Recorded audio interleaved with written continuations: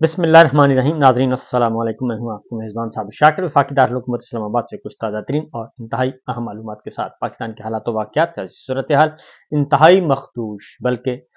جو سہولت کار تھے ان کی حالت بھی بہت ہی مخدوش ہو چکی ہے، اور اس جعلی نظام کو جتنا جلدی ممکن ہو سکے اس کو خدا حافظ کہہ دینا چاہیے، کیونکہ اس وقت حالت یہ ہے اس جعلی نظام کی، اس کو وینٹیلیٹر پہ رکھا ہوا ہے، آئی سی یو میں بھی نہیں، وینٹیلیٹر پہ رکھا ہوا ہے، اور وینٹیلیٹر کے ذریعے اس کو آکسیجن فراہم کی جا رہی ہے، مصنوعی آکسیجن دی جا رہی ہے۔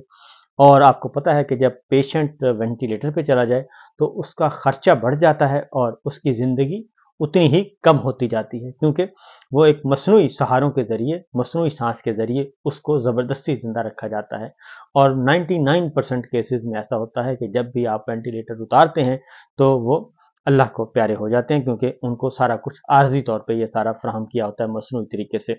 اس میں پیشنٹ کو تکلیف بھی بہت ہو رہی ہوتی ہے، لیکن اس کو زبردستی زندہ رکھا جاتا ہے اور صرف بتایا جاتا ہے کہ یہ زندہ ہے، اور اس کے اخراجات بھی بڑھ جاتے ہیں۔ اور یہی اس وقت جعلی نظام کی حالت ہے۔ جعلی نظام اس وقت وینٹیلیٹر پہ ہے، اور ان کو وینٹیلیٹر کے ذریعے قرضوں کی معیشت جو ہے ان کو پالا پوسا جا رہا ہے، اور اس کی وجہ سے یہ جعلی نظام جو ہے وہ تو بظاہر نظر آ رہا ہے کہ جعلی نظام ٹھیک ہے، سلامت ہے، ابھی اس میں اندر سانسیں ہیں، لیکن حقیقت میں وہ پاکستان کو کھوکھلا کر رہا ہے، پاکستانی قوم کو کھوکھلا کر رہا ہے، قومی سلامتی کا ستیہ ناش کر رہا ہے، اور قومی یکجہتی کو پارا پارا کر رہا ہے یہ جعلی نظام۔ اس لیے جتنی جلدی ممکن ہو سکے اس کا وینٹیلیٹر اتار دینا چاہیے، اور اس کو خدا حافظ کہنا چاہیے، اور اس کو بچانے کے لیے 100 جتن کیے جا رہے ہیں، 100 منت ترلے کیے جا رہے ہیں۔ اور اب اس میں ڈاکٹرز کا کوئی کمال نہیں رہتا، کیونکہ ڈاکٹرز جب پیشنٹ چلا جاتا ہے وینٹیلیٹر پہ تو ڈاکٹرز جو فیملی ممبرز کو وہ یہ کہتے ہیں کہ اب ہمارے اختیار میں کچھ نہیں ہے، اب آپ دعا کریں، اور اگر اس میں کوئی واپسی آئی تو وہ اللہ تعالیٰ چاہیں تو وہ سب کچھ کر سکتے ہیں، لیکن جب آپ کہیں گے ہم وینٹیلیٹر اتار دیں گے اور یہ ڈیڈ باڈی آپ لے چلے جائیے گا، تو میں چونکہ ذاتی طور پہ بھی اس میں مشاہدہ کر چکا ہوں، ایسا ہی ہوتا ہے بالعموم، اور بہت مشکل ہوتا ہے کہ کوئی واپس آ جائے۔ بہرحال صورتحال اس وقت یہ ہے کہ ایک یہی حال ہمارے موجودہ جعلی نظام کا اور جعلی نظام کے حکمرانوں کا ہے، جو کہ زبردستی کہہ رہے ہیں ڈاکٹرز کو، سرجنز کو، فزیشنز کو، اور ہسپتال کے بڑے بڑے مایا ناز ڈاکٹرز کو کہہ رہے ہیں کہ جناب بس ہمیں زندہ رکھیں، اور وینٹیلیٹر کے ذریعے ہی رکھیں، بس ہمیں زندہ رکھیں، ہم بس نظر آتے رہیں کہ ہم زندہ ہیں۔ تو ایسا ہے نہیں، ایسا بہت کم ہوتا ہے کہ بہت زیادہ دیر تک آپ اس کو ایسا کر سکیں۔ بہرحال اس وقت جو ہمارا حکمران ٹولہ ہے، اور خاص طور پہ حکمران ٹولے کی ایک جماعت ہے نون لیگ والے کیا کر رہے ہیں؟ نون لیگ والے یہ کر رہے ہیں کہ ایک اختلافی نوٹ آیا ہے، اور اس اختلافی نوٹ کے بارے میں وہ یہ سمجھ رہے ہیں کہ یہ اختلافی نوٹ جو ہے وہ وہی فیصلہ ہے، حالانکہ وہ فیصلہ تو کیا ہونا ہے، وہ دور دور تک بھی وہ ایک اختلافی نوٹ ہے، اور اختلافی نوٹ کی حیثیت کچھ بھی نہیں ہوتی، اس سے زیادہ کہ وہ ایک ججز کی رائے ہوتی ہے، اور وہ ججز اپنی رائے دے چکے ہیں۔ لیکن اگر اس میں کوئی آئینی بات ہو، کوئی اس طرح کی بات ہو، تو پھر بھی اس کو سمجھ لیا جاتا ہے، پڑھ لیا جاتا ہے، اور غور طلب باتیں اس کو ہو جاتی ہیں۔ لیکن یہ اختلافی نوٹ ہے، جو اختلافی نوٹ کم ہے، انتقامی نوٹ زیادہ ہے، اور ایسے لگ رہا ہے کہ پہلے سے طے شدہ پلان کے تحت ایک ماحول بنا کے رکھا ہوا تھا، ایک نیریٹو بنایا ہوا تھا کہ جیسے ہی یہ اختلافی نوٹ آئے گا تو ہم نے کام کو اٹھا دینا ہے، اور بہت ہی اس کو پنجابی میں کہتے ہیں کام چک دو، وہ چک دینا ہے۔ تو وہ کام چکا نہیں جا رہا، اور سینٹ میں نون لیگ کے پارلیمانی پارٹی کے لیڈر ہیں ہمارے بہت ہی محترم عرفان صدیقی صاحب، سینیٹر ہیں عرفان صدیقی صاحب، وہ ان کا سٹیٹمنٹ آیا، وہ کہتے ہیں 2 جج صاحبان کے جامع اختلافی نوٹ، سرکردہ آئینی ماہرین کی رائے، اور پاکستان بار کونسل کی حالیہ قرارداد کو پشاور ہائی کورٹ کے 5 رکنی بینچ کے متفقہ فیصلے سے ملا کر دیکھا جائے۔ اب جب فل کورٹ فیصلہ دے چکی ہے، 13 ججز کی فل کورٹ تھی، ان میں سے 11 ججز یہ کہہ چکے ہیں کہ جناب 11 ججز کا فیصلہ آ چکا ہے کہ 8 فروری کا الیکشن ایک فراڈ الیکشن تھا، غیر آئینی الیکشن تھا، غیر قانونی تھا، غیر جمہوری تھا، اور الیکشن کمیشن آف پاکستان نے غیر آئینی، غیر جمہوری، غیر قانونی طریقے سے یہ سارا الیکشن کروایا، اپنی آئینی ذمہ داریاں پوری نہیں کی، سپریم کورٹ کے فیصلے کی غلط تشریح کی۔ تو اس کے بعد یہ 2 ممبرز کا ایک اختلافی نوٹ ہے، اور اس کی بنیاد پہ آپ کہہ رہے ہیں جناب बस यही है सब कुछ, इसको उससे मिला के पढ़ें, उसको उससे मिला के पढ़ें। ये ऐसे ही है जैसे Congress, Indian national Congress, Indian Congress जमात है, वो कहे कि जनाब आप मिसाक लखनऊ को फलां से पढ़ें और फिर फलां को फलां से पढ़ें, मॉन्टेगो चेम्सफोर्ड की रिफॉर्म्स को लेके आएँ और उसके बाद मिंटो मार्ले रिफॉर्म्स को पढ़ें और फिर 1935 के एक्ट को मिला के पढ़ें, तो हिंदुस्तान जो है वो मुतहिदा है और पाकिस्तान है ही नहीं। तो ये इसी तरह का ही है, आप जो मर्जी करते रहें। और इसलिए कहते हैं जी 12 जुलाई को 8 जज साहिबान का फैसला आइन और कानून की वाज़ेह शिकों से मुतासादम होने के बाद इंतहाई मुतनाज़ है। अब ये फैसला इन्होंने करना है, सिद्दीकी साहब करेंगे कि कौन सा मुतसादम है और कौन सा नहीं है। क्या वो फुल कोर्ट जो 11 ऑनरेबल जजेस कह रहे हैं कि 8 फरवरी का इलेक्शन फ्रॉड था, 8 फरवरी का इलेक्शन फ्रॉड था, ये उनको चैलेंज कर रहे हैं। तो कहने का मतलब ये है कि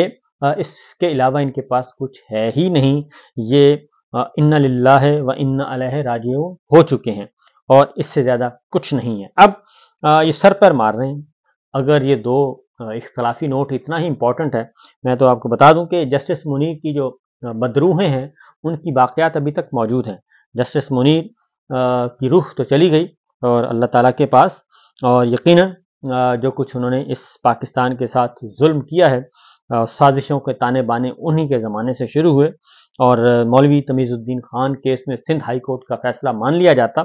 तो आज पाकिस्तान की ये हालत ना होती। तो पहला जस्टिस मुनीर था जिसने ये सारा किया, और दूसरा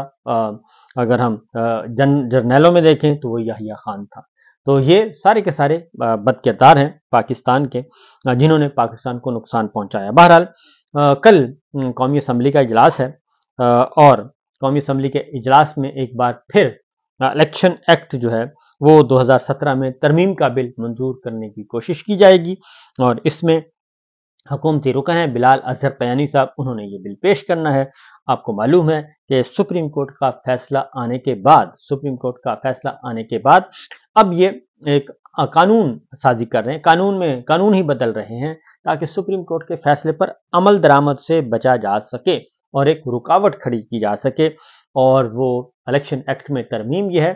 कि आप पार्टी तब्दील नहीं कर सकते। जब आपने एक दफ़ा कह दिया कि फिर आप पार्टी नहीं तब्दील कर सकते, और ये 2017 से इस कानून का इत्तलाक होगा, 2017 से, आज से 7 साल पहले। तो ये ना पहले कभी हुआ ना आइंदा होगा। हाँ, अलबत्ता ये सर पैर मार रहे हैं, आप ज़्यादा से ज़्यादा ये कर सकते हैं, ये सर पैर मार रहे हैं और इनको हासिल कुछ नहीं होना, क्योंकि यही कुछ सोचा था बांग्लादेश की वज़ीर आज़म हसीना वाजिद ने, और यही सोच के उन्होंने अवाम को भेड़ बकरियां समझ लिया था और पूरे के पूरे सिस्टम को उन्होंने एक नकेल डालने की कोशिश की थी, ताकत और शोहरत और मकबूलियत के पस मंज़र में। लेकिन जब उन्होंने अवाम से टकराई और जब जुल्म हुआ और नाइंसाफ़ी हुई, तो फिर बांग्लादेश के अवाम ने वो सब कुछ भुला दिया, वो सारी तरक्की भुला दी और वो अपनी आज़ादी के लिए अब वहाँ पे स्ट्रगल कर रहे हैं। और हज़ारों नहीं, सैकड़ों नहीं, लाखों लोग इस वक्त सड़कों पर हैं। और इसके बावजूद कि सुप्रीम कोर्ट जो है उनको एक सेफ एग्जिट दे चुकी है, लेकिन अब सुप्रीम कोर्ट का जो सेफ एग्जिट है, वो फैसला है, वो भी काम नहीं आ रहा। तो मैं यहाँ भी यही कहूँगा कि यहाँ पे भी सुप्रीम कोर्ट ने बहुत दानिशमंदी के साथ पाकिस्तान को एक क्राइसिस से निकालने की कोशिश की है और एक आईनी तरीके से फील किया है। और आने वाले दिनों में अगर इस फैसले पर अमल दरामद ना हुआ तो फिर ये आहनी तरीका भी इस्तेमाल करेगी और वो सुप्रीम कोर्ट ऑफ पाकिस्तान ही करेगी। लेकिन काजी साहब जो हैं वो दरअसल अभी भी साजिशों के ताने बाने बुनने में मसरूफ हैं, क्योंकि उनकी जो लाइफलाइन है, उनकी लाइफलाइन यही है कि जनाब वो जारी और सारी रहें। ये सारे के सारे मिल बैठ के ये प्लान करते हैं और साजिशों के ताने बाने बुनते हैं कि मैं आपको तहफ़्फ़ुज़ दूंगा, आप मुझे तहफ़्फ़ुज़ दें। तो जो लंदन मुआहिदा है उसको अभी तक ये जिंदा करने की कोशिश कर रहे हैं, लेकिन वो मुआहिदा जो है वो जिंदा हो नहीं पा रहा। और उसकी वजह यह है कि अब एक नहीं दो नहीं, इस जाली निज़ाम के अंदर सुराख ही सुराख हो चुके हैं اور یہ ریپیئر نہیں ہو سکتا، کیونکہ اس لیے ریپیئر نہیں ہو سکتا کہ جس جعلی نظام کے اندر یہ سارے کے سارے ان کو ڈالا ہوا تھا، وہ بوری جو تھی وہ چوری کی بوری تھی،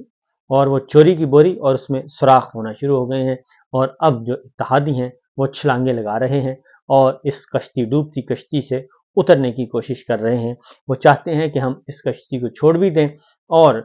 ہمارے ذمے بھی نہ آئے۔ تو اگر اتحادیوں نے دیر کر دی تو پھر یقیناً اتحادی بھی اس نون لیگی کشتی کے ساتھ ہی ڈوبیں گے اور وہ بھی نہیں برقرار رہ سکیں گے، باقی نہیں بچ سکیں گے۔ تو یہ تو ایکچوئل صورتحال ہے۔ تو ثوابی جلسہ اس کے بہت زیادہ ہو چکی ہے جی، تیاریاں ہو رہی ہیں، اور ثوابی جلسہ کل ہے، اور عمران خان صاحب کو 1 سال مکمل ہو گیا ہے آج جیل میں قید۔ آج سے ٹھیک 1 سال پہلے 365 دن پورے ہو چکے ہیں۔ آج سے ٹھیک 1 سال پہلے انہیں ایک ناجائز مقدمے میں سزا سنائی گئی، توشہ خانہ 1 میں سزا سنائی گئی، اور توشہ خانہ 1 میں جلدی سزا سنا کے ان کی عدم موجودگی میں سزا سنائی گئی، اور ان کو ان کے گھر زمان پارک میں دروازے توڑ کر ان کے گھر میں داخل ہو کر ان کو اٹھایا گیا، اور اٹھا کر اٹک جیل میں ڈالا گیا، اور اٹک جیل سے پھر ان کو اڈیالہ جیل رکھا گیا، اور تب سے لے کے آج تک وہ گرفتار ہیں۔ اور ان پورے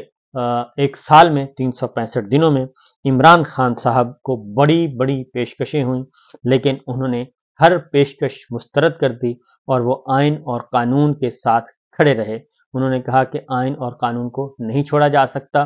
پاکستان کے عوام کا مینڈیٹ واپس کرو، آئین کی بالادستی تسلیم کرو، قانون کی حکمرانی تسلیم کرو، اور جمہوریت کے تحت اس ملک کو چلاؤ، باقی اور کچھ نہیں ہو سکتا۔ انہیں بیرون ملک بھیجنے کی بھی پیشکش کی گئی، وہ بھی انہوں نے مسترد کر دی۔ انہوں نے خاموش رہنے کی پیشکش کی گئی، وہ بھی مسترد کر دی، اور وہ اڈیالہ جیل میں موجود ہیں اور کسی قسم کا کوئی کمپرومائز کرنے کے لیے تیار نہیں ہے۔ یہ ہے اب تک کی صورتحال۔ باقی انشاءاللہ اگلے ولاگ میں اجازت دیجیے۔ اللہ حافظ۔